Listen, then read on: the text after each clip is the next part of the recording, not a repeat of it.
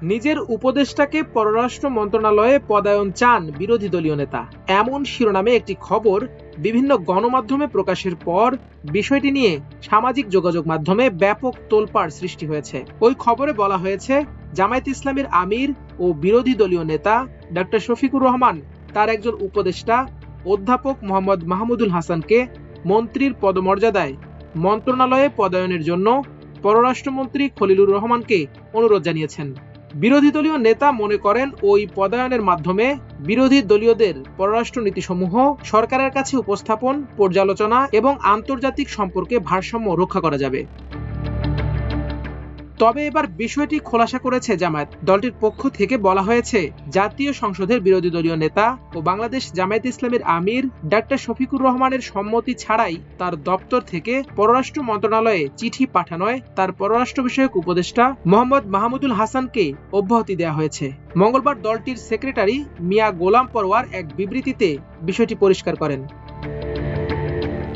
একটি সূত্র জানিয়েছে, গত 22 ফেব্রুয়ারি বিরোধী দলীয় নেতার দপ্তর থেকে পররাষ্ট্র মন্ত্রণালয়ে এ বিষয়ে একটি চিঠি পাঠানো হয়। সংশ্লিষ্টরা জানিয়েছেন, বাংলাদেশে এমন পদায়ন কখনো হয়নি। এ অঞ্চলের দেশগুলোতেও এমন পদায়ন হয়েছে বলে শোনা যায় না। যুক্তরাজ্য সহ পশ্চিমা অনেক দেশে ছায়া মন্ত্রিসভার মাধ্যমে বিরোধী দল ভূমিকা রাখে। প্রতিবেশী ভারত ও পাকিস্তানের মতো দেশে বড় সংকট কিংবা বিশেষ প্রয়োজনে সব দল একসঙ্গে কাজ করার নজির রয়েছে।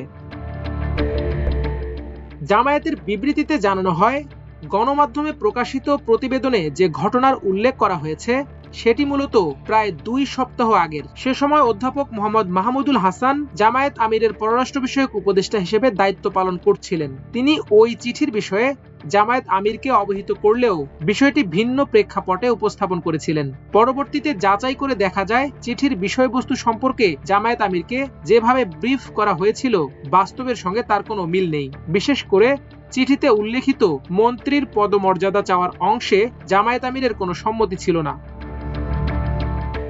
বিবৃতিতে আরো বলা হয়, বিষয়টি স্পষ্ট হওয়ার সঙ্গে সঙ্গেই জামায়াত আমির ডক্টর শফিকুর রহমান তাৎক্ষণিক ব্যবস্থা নেন।